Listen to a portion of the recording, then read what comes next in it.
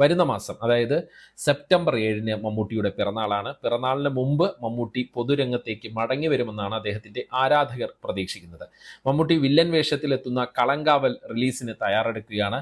Mammootty ആരാധകർക്കും variety സിനിമകൾ ഇഷ്ടപ്പെടുന്ന മലയാള cinema പ്രേക്ഷകർക്കും ഏറെ പ്രതീക്ഷയോടെ, അല്ലെങ്കിൽ അവർ ഏറെ സന്തോഷത്തോടെ നോക്കിക്കാണുന്ന ഒരു ചിത്രമാണത്.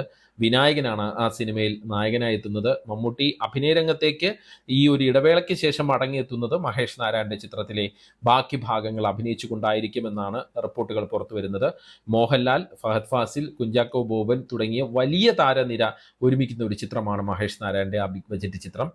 വൈവിധ്യമുള്ള കഥാപാത്രങ്ങളും കഥാപരിസരവുമായി നിരവധി ചിത്രങ്ങളാണ് മമ്മൂട്ടിയുടേതായി പ്ലാനിങ്ങിലുള്ളത്. ഇതിൽ മിഥുൻ മാനുവൽ ജോസഫിന്റെ ചിത്രമുണ്ട്, ഫാലിമിയുടെ ഡയറക്ടർ നിതീഷ് സഹദേവിന്റെ ചിത്രമുണ്ട്, അമൽ നീരദിന്റെ ചിത്രമുണ്ട്. ഇങ്ങനെ നീളുകയാണ് മമ്മൂട്ടിയുടെ ലിസ്റ്റിലുള്ള ഇതുവരെ പ്രഖ്യാപിച്ചിട്ടുള്ള ചിത്രങ്ങൾ.